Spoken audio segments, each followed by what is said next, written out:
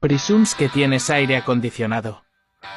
Cuando tienes aire acondicionado, no olvides que necesita un mantenimiento. Si olvidas tu mantenimiento, esto es lo que estás respirando todos los días que lo utilices. Si piensas tener aire, recuerda que debes estar pendiente del mantenimiento y del recibo de energía. Recuerda que está bien tratar de cuidar el bolsillo, pero es más importante cuidar tu salud. Soluciones de enfriamiento, especialistas en sistemas de refrigeración y aire acondicionado, te lo recomendamos.